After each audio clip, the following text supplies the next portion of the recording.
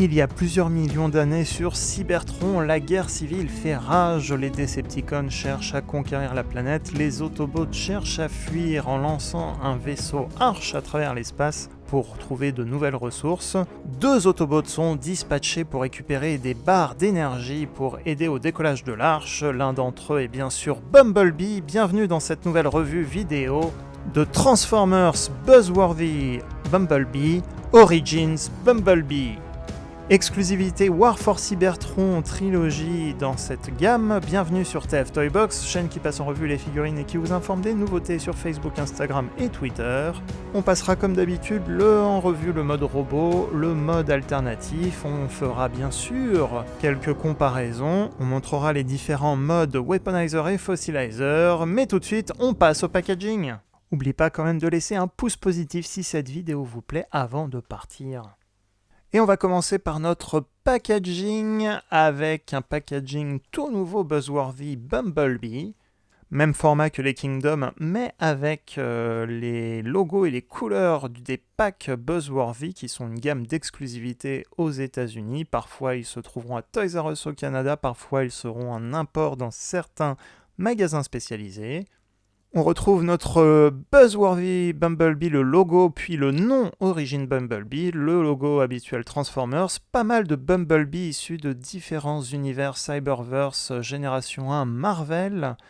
Et histoire d'économiser du plastique, on a, comme certaines figurines Cyberverse, une figurine où il n'y a pas de vitre plastique, donc on peut toucher Bumblebee à l'intérieur. Il n'y a pas de vitre plastique, heureusement, les accessoires sont bien au fond, donc on ne pourra pas les enlever. J'ai réalisé au tournage de la vidéo que même les raccords ne sont pas en plastique, mais bel et bien en carton, contrairement aux figurines Kingdom, donc on arrive petit à petit à un packaging 100% recyclable.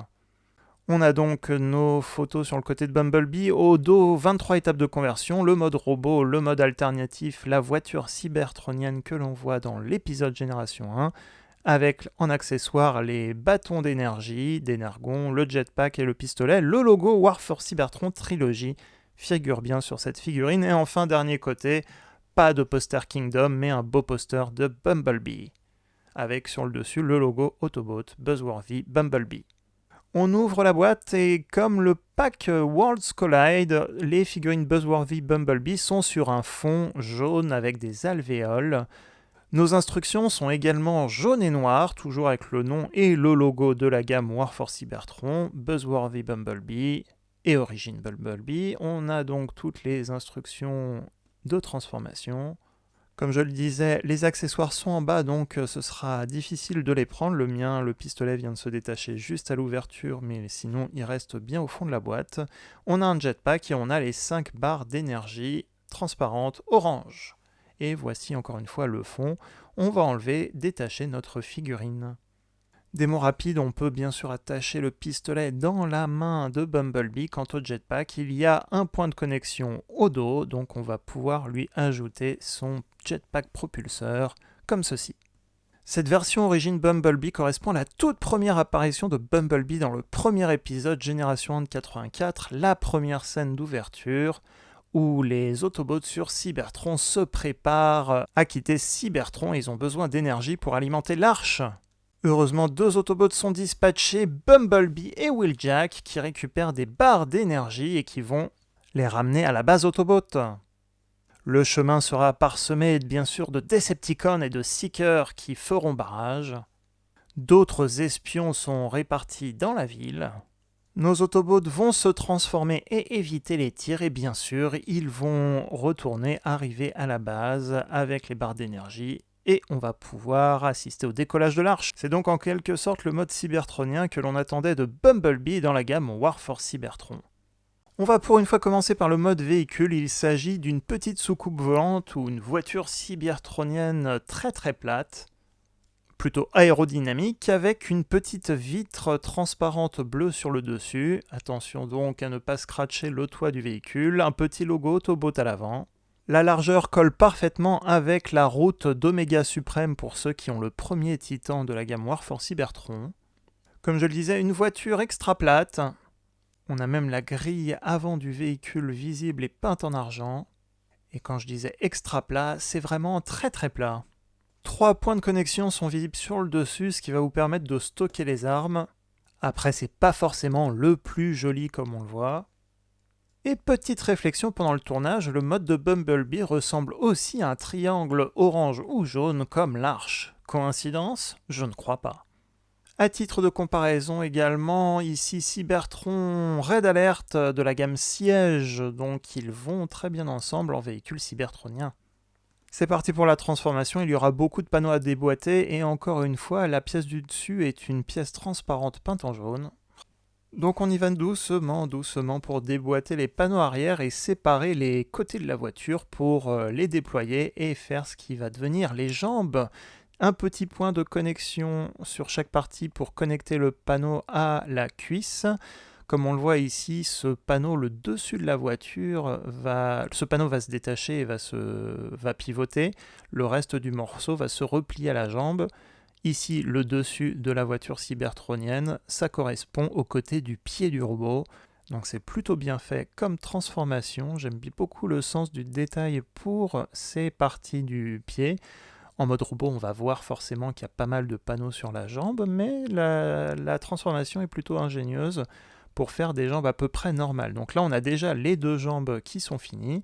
On va détacher à l'arrière et les 2 petits bras. Ils sont connectés par un petit point de connexion aussi pour que ce soit plus solidement attaché.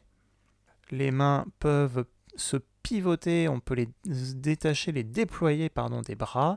L'avant de la voiture aussi va pouvoir se déplier vers l'avant et le capot va se replier à l'arrière. On replie les 2 panneaux. Encore une fois, attention à cette partie transparente. Quant au panneau l'avant de la voiture avec le logo Autobot, ça va devenir le torse de Bumblebee. On remet les bras droits, on baisse le petit panneau, et voilà notre robot qui est transformé. Ah oui, dernier détail, on fait pivoter la taille, et voilà notre Bumblebee. Un mode robot méga chouette, petit mais costaud.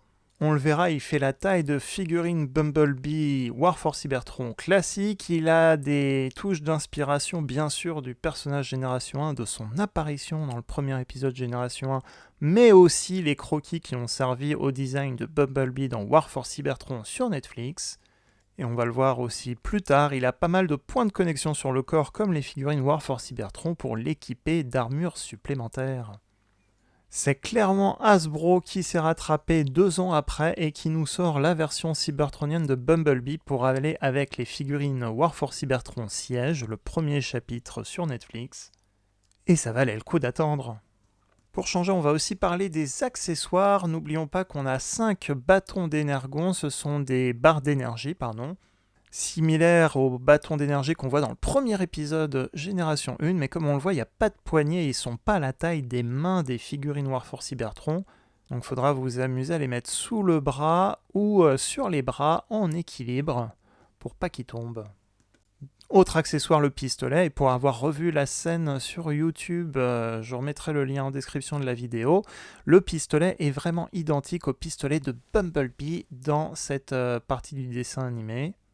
Quant au jetpack, Bumblebee s'en sert sur Terre en fait dans la saison 2, dans l'épisode Dinobot Island. On voit qu'il peut se mettre donc dans n'importe quel point de connexion de figurine War for Cybertron pour faire un jetpack pour n'importe qui, mais surtout pour la version du moule Bumblebee Netflix ou bien aussi Cliff Jumper, puisque parce qu'il y a un creux, on va pouvoir correctement loger les roues de l'arrière du dos du robot dans le jetpack. J'espère que j'ai été clair. En tout cas, le jetpack est compatible avec les figurines Bumblebee et Cliff Jumper de la gamme Earthrise Netflix et Buzzworthy Bumblebee aussi. Compatible en tout cas avec les modes terrestres de ces personnages. Figurine War for Cybertron oblige, on a des points de connexion également pour mettre des blast effects, des effets d'explosion ou de propulsion ici, donc on pourra mettre les effets de tir au niveau du jetpack. De même, on pourra également en mettre un au niveau du blaster de Bumblebee. Ici j'ai utilisé les effets d'Artfire que j'avais sous la main, mais donc tout est possible avec cette figurine. Comme je le disais, double inspiration de Bumblebee G1 et de War for Cybertron. On pousse le détail puisque dans le dessin animé G1 cybertronien, quand il est sur Cybertron, Bumblebee a ses pieds du mode robot avec l'avant de la Volkswagen terrestre. Ce petit détail se retrouvera sur les pieds de cette version. Il aura bien sûr aussi les petites vitres bleues qui correspondent au côté donc et à l'arrière, la vitre arrière de la voiture. Voiture terrestre et non pas voiture sur Cybertron. C'est pour ça que les vitres ne figurent pas sur son mode alternatif. On le pensait très petit en main, mais en fait il fait exactement la même taille que Bumblebee ou Netflix ou Cliffjumper, et un peu plus petit que les autres figurines de luxe, ça c'est vrai. Taille compensée par les accessoires en plus, cependant il est quand même à l'échelle et va très bien sûr avec son leader Optimus Prime siège. Point de connexion présent et figurine War for Cybertron oblige, on va vous montrer les non pas une mais deux configurations possibles avec ce personnage. La première avec le Fossilizer Wingfinger Maximal, je vous remets le lien de la revue de Wingfinger et des combinaisons possibles en haut à droite de cette vidéo, en tout cas ça lui va plutôt bien au petit bourdon Autobot.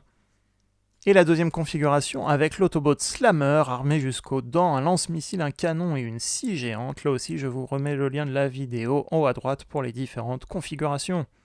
Lui, il en avait qu'une. Cette revue est maintenant terminée, j'espère qu'elle vous a plu. Buzzworthy Origin Bumblebee est disponible en exclusivité chez Toys R Us au Canada et dans certains magasins spécialisés en France, mais il n'a pas été disponible très longtemps. Comme d'habitude, si cette vidéo vous a plu, n'hésitez pas à laisser un pouce positif, ça aide beaucoup pour la visibilité de la chaîne. Si vous êtes nouveau, que vous voulez voir d'autres vidéos, n'hésitez pas à regarder les playlists sur la chaîne et surtout vous abonner pour recevoir automatiquement les futures vidéos. N'oubliez pas les réseaux sociaux Instagram, Facebook et Twitter pour d'autres contenus photos et aussi l'annonce des différentes sorties.